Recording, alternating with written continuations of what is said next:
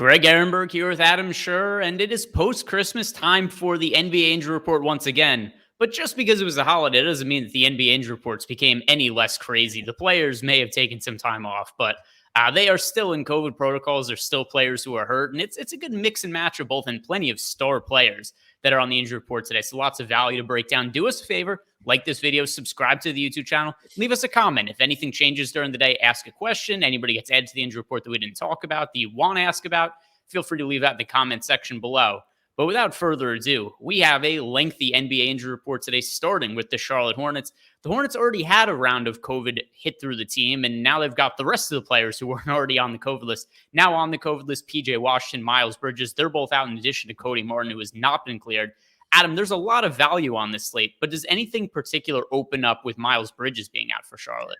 I think Mason Plumlee starts to look really interesting because you have Bridges out and you have PJ Washington out. And then Charlotte's a team where, I mean, not that they're the best team in the league or anything, but they are firmly in the Eastern Conference playoff race. This is a game that you should expect that they want to win. That just makes it pretty unlikely that they, I think, that they just experiment with guys like Nick Richards and JT Thor. I think that you see more playing time for Mason Plumlee, and he's not a bad fantasy producer. He's cheap. He's in a fantastic spot against the Rockets. So I think it makes him look like a strong option with those two out. And now we have to move on to the Chicago Bulls, and they are not the team with the most pressing point guard issues on today, so we're going to hit on the Atlanta Hawks next. But still, there's a bit of an issue in the backcourt for the Chicago Bulls because Alex Caruso, he's out for an extended period of time. And now Lonzo Ball, he's been added to the COVID list. He was one of the only players left on Chicago who had not been added into the COVID protocols at some point. How are we going to see the Chicago Bulls handle the point guard minutes? Is it going to be Kobe White time? I think so. We got 33.3 minutes from Kobe White yesterday with Lonzo out. I think it's likely that you see similar playing time from him here. The downside for White is that he is still playing alongside a bunch of high usage guys. So it's a little bit more difficult for him to step in and just be that high usage volume shooter that we saw at times last year. But even if you assume like an 18 to 20% usage rate, similar to what we've gotten from Lonzo this year, maybe a little bit higher, at 4,100 on DraftKings, if he's going to play 33 or 34 minutes, he's still going to look like a good value here. All right, now let's move on to the truly absurd situations, and that is going to start with the Atlanta Hawks. All right, deep breath. These are the players who are out today. Make sure I didn't forget anybody I wrote down here. John Collins, DeAndre Hunter, Trae Young, Kevin Huerter, Timothy Luwawu-Cabarrot, Okongwu, Jalen Johnson, Lou Williams, Wes Iwundu, Delon Wright, Solomon Hill, Sharif Cooper, Danilo Gallinari. They are all out. There are far less players active for the Atlanta Hawks than what are actually listed on the injury report. There are no point guards available for the Hawks today. There are no power forwards available for the Hawks today. Adam, there's clearly value here, but who are the ones that we're going to want to be targeting? Yeah, so I'm interested to see what the starting lineup looks like for one. My expectation is that you get Lance Stevenson, Skylar Mays, Bogdan Bogdanovic, Cam Reddish, Clint Capella. If that's the case, Capella looks fine in terms of raw points, but he's not particularly favorably priced, especially at a center position where there's a lot of opportunity cost. So he looks more like a tournament option to me. But all of the wings, Bogdanovic, Reddish, Mays, Stevenson, if they start, look like good values because you get, if they start, it signals a lot of playing time. I mean, we know we're going to get a lot of run for Bogdanovic and Reddish, but if Mays and Stevenson start, you can assume that they're going to play a lot as well. Stevenson has basically, it seemed like Atlanta is playing him as little as they can, but that he's still ahead of like the next wave of Atlanta reinforcements. So if he were to start, I think it'll be likely you're getting at least upper 20s in minutes from him at close to minimum salary. Skylar Mays is between a 0.9 and 1 fantasy point per minute guy that's likely to play a lot. Cam Reddish is likely to play a ton and averages close to a fantasy point per minute without Trae Young and Collins. Same goes for Bogdanovic. The other thing that maybe you could see in the starting lineup is you could potentially see Gorgui Dieng playing alongside Clint Capella since they have no power forwards. If that were the case, it would signal that Atlanta is obviously looking to play them alongside each other, and it would make Dieng look like a very good value. The reason that I kind of hesitate there to think that that necessarily happens a lot is that we know Chicago is going to run pretty small lineups. It makes a lot more sense, I think, for Atlanta, who still has plenty of wings, to play 4 wings and a big than it does to try and have Gorgui Dieng defend DeMar DeRozan or, any of these wings on Chicago. My favorite thing about the Hawks, and you kind of put it right there, that how Lance Stevenson is ahead of the next wave of 10-day contracts. He's like one of the more tenured players on the Atlanta Hawks at this point because he's like 6 days into his 10-day contract. Some of these guys literally just joined the team. We're talking about Sean Day Brown, Cat Barber. So Lance Stevenson, you can't even say that he's new, therefore he's not going to play bigger minutes because he's more of a veteran of the Atlanta Hawks than some of these other players are. Starting lineups are definitely going to be pivotal today. So guys, make sure that you check out everything we do later in terms of the deeper dive and live before lock with more updated information. The next team that's also pretty shorthanded today and is dealing with all kinds of issues, the Boston Celtics. They are going to be without Jayson Tatum, Dennis Schroeder, Josh Richardson, CJ Miles, Enes Kanter Freedom, Justin Jackson. They're all out. That comes in addition to Marcus Smart and Grant Williams being questionable. All of the usage going to Jaylen Brown today, Adam? Yeah, that's what I would expect here. He should benefit from Tatum being out. He already looked like a reasonable option just because there's so much value on this slate that when you get to the sort of upper tier guys like Jaylen Brown, you don't necessarily need the best point per dollar values. You just need guys that are going to go get, have the potential at least to go get 50 plus fantasy points. Now you take Jayson Tatum out, you get more usage, you get more production across the board for Brown. He played 37 minutes last game, so there's no reason to be concerned about his playing time. I think he looks very good with Tatum out. I think it's a bump for Al Horford as well. And then, potentially Marcus Smart getting a little bit more usage if he plays. If he doesn't play, then you're getting a top value in Peyton Pritchard, probably at 4,300. Grant Williams, if he plays at 3K, ends up looking like a decent value as well if you were to start in place of Tatum. So one follow-up question, because you mentioned Al Horford there. Robert Williams was a very, very popular play the other day on the Christmas slate. But we have Al Horford coming back into the mix now after he had missed some time for Boston. How does his reinsertion into this lineup impact Robert Williams? It's a negative for Williams, or at least it has been for pretty much all season. Williams is at about 0.88 DraftKings points per minute in the games that he's played with Al Horford active. He's also averaging several less minutes per game. He's around a point per minute guy without Horford, and plays more minutes. So it is a net negative for him. And then looking at the time without Tatum on the floor this year, Horford's at 1.25 DraftKings points per minute. Williams is at 0.83. That's not particularly surprising because Robert Williams is just never going to really take on more usage or become like a bigger playmaker, whereas Horford can help to fill in all of those gaps. You expect most of the usage to go to Jaylen Brown.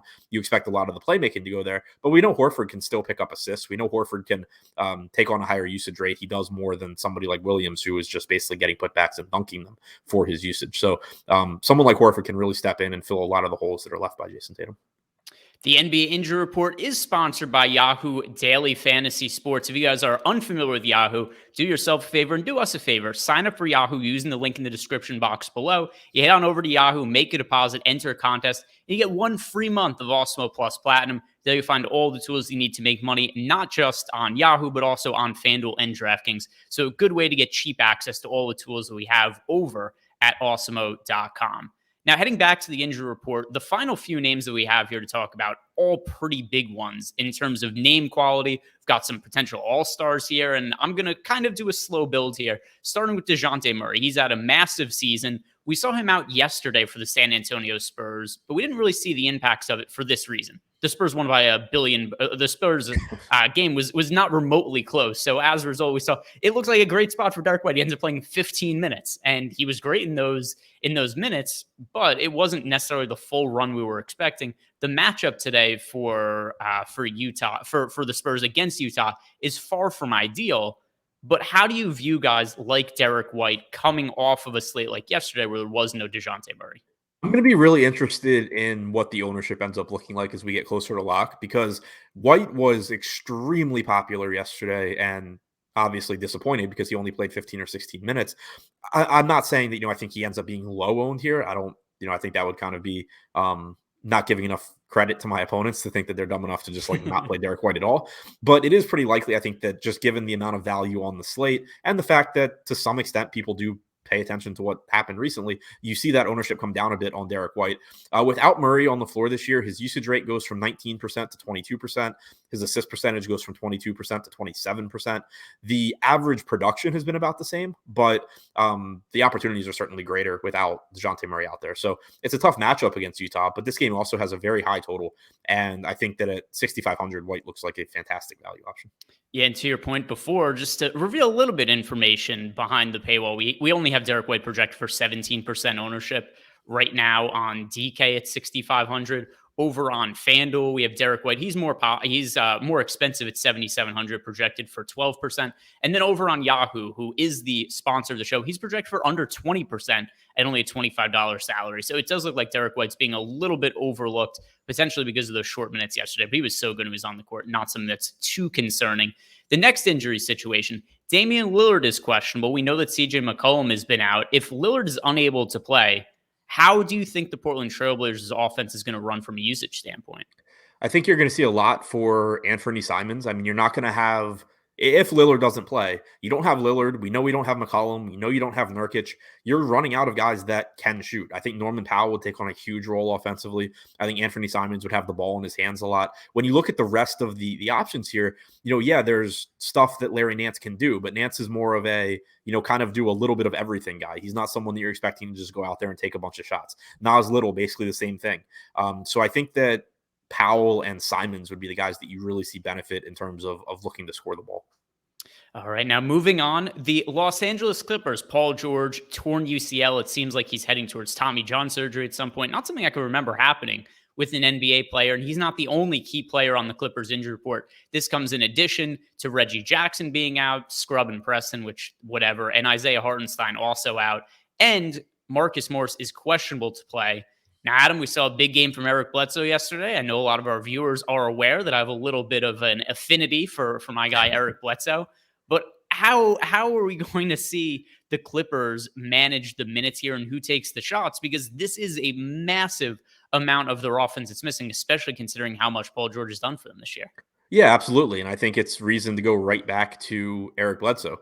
He's, obviously been up and down this year. He was sharing the ball a lot with Jackson and George when he was starting. Then he went to the bench. He lost minutes, but none of that matters when you're taking those guys out of the lineup and you're putting Bledsoe back in.